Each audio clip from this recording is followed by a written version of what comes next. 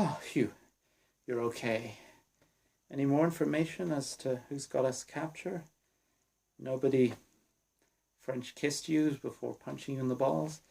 Probably not Kaltavesks to see then, but... Right, what did they ask you? Again, they asked our names and what we wanted. I mean, they're going to break us down and we're going to just start inventing stuff. That's what they want. Anyway, don't know how much time we have. I'm probably next. Two more. Why did I say two more?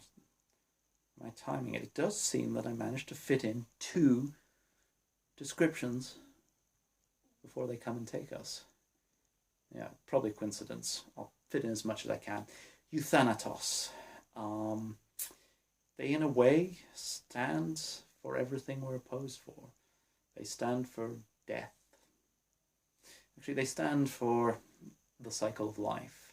They have a view of reincarnation roles, that the wheel must turn, those that must live, those that must die, and it is their duty to maintain the wheel of fate. Again, as I say, everything I stand against. My duty is to break the wheel of fate, to uplift the human condition.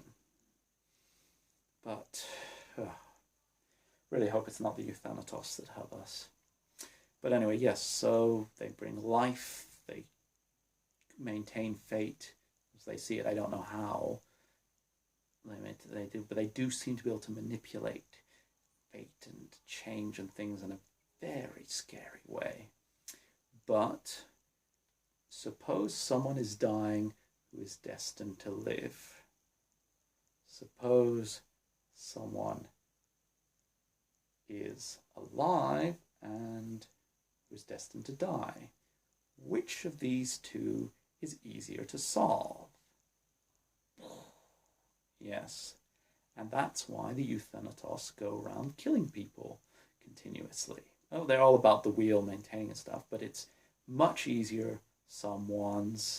He should be dead. Boom. She should be in a coffin. Whereas, that person really shouldn't have this incredibly complicated disease, which I don't know how to cure. Or that person that is dead shouldn't have been. Nothing more you can do at that point. So that's why they're all about death. This is how they balance it out. To be fair, apparently they've all died themselves. Yeah. And they're back. Some complicated thing. They say they go to the underworld. Well, they go to through a dimensional rift where sometimes impressions of humans get maintained. Yeah, the underworld is an adequate description of that. So they're really connected with death and fate, entropy and chance. So either they're right, there is a fate in the universe, there is some cause that they're serving and balancing properly, or they're wrong and they are just random psychopathic killers changing things based on their impression of what fate should be. And yeah, I have my opinions on that, shall we say. Anyone coming? False alarm. Okay, the Order of Hermes. Oh, these I can get. Oh, when I was younger, who hasn't done a pentagram in pig's blood and burnt out different coloured candles with tarot cards? They're kind of... Imagine the technocracy, except without with the scientific method, but without the discipline. Imagine you were convinced that magic works. It kind of does work, but imagine you were convinced it worked for the wrong reasons as to why it worked. And then you have a great intelligence, a very scientific mindset, or pre-scientific, or just on the edge of scientific, but without the discipline to discard ridiculous theories just because they're ridiculous. Then you get something like the Order of Hermes. High ritual. This is, everything is codified, everything is researched. When you draw a pentagram, you draw it facing the one point towards the north rather than one point towards the south because blah, blah, blah. Again, if we assume that beliefs shape reality, as the anthropic field theory demonstrates, then this actually is true, but it's true by coincidence. Then you have, yes, you have your cards, you have your incense, you have your swords, you have your rituals. You do the glorious things with the superb robes. Now that's a definite plus. If I had to choose a tradition just on dress code, Order of Hermes all the way.